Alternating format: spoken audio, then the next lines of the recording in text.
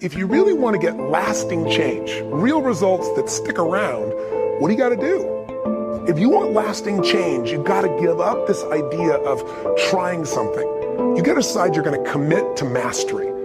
I'm not exaggerating. I do weekends, and what I do more than that, obviously coach people, but I'm into immersion. Because how'd you learn language? You didn't learn it by just learning principles. You got in it and you did it so often that it became real. And the bottom line of why I'm here, besides being a crazy mofo, is that I'm really in a position, I'm not here to motivate you, obviously. You don't need that. And a lot of times that's what people think I do. And it's the furthest thing from it. What happens though is people say to me, well, I don't need any motivation. And I say, well, that's interesting. That's not what I do.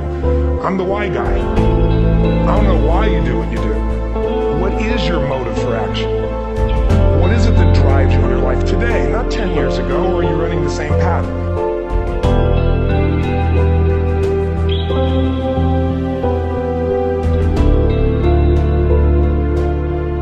We can play this game in our head, but I really want to know what's driving you. And what I'd like to maybe invite you to do by the end of this talk is explore where you are today for two reasons. One, so that you can contribute more.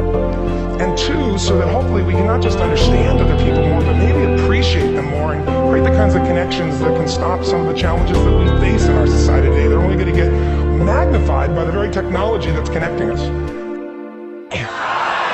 So emotion is it. If we get the right emotion, we can get ourselves to do anything. We can get through it. If you're creative enough, playful enough, fun enough, can you get through to anybody, yes or no? If you don't have the money, but you're creative and determined enough, you find the way. So this is the ultimate resource, but this is not the story that people tell us, right? The story people tell us is a bunch of different stories. They tell us we don't have the resources, but ultimately, if you take a look here, flip it up if you will. They say, what are all the reasons they have in common? We said that. Next one, please.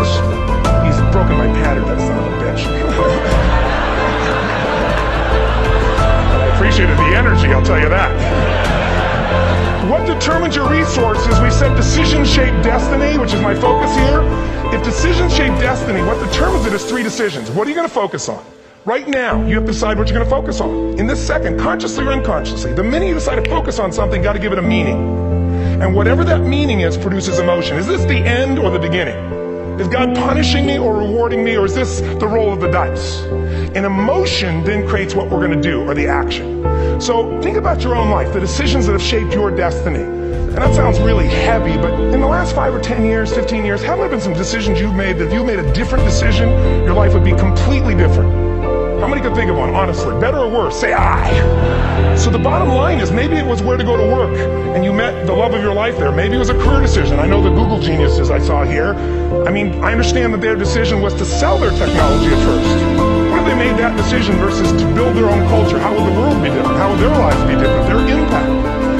The history of our world is these decisions. When a woman stands up and says, no, I won't go to the back of the bus, she didn't just affect her life. That decision shaped our culture. Or someone standing in front of a tank. Or being in a position like Lance Armstrong and someone says to you, you've got testicular cancer. That's pretty tough for any male, especially if you ride a bike.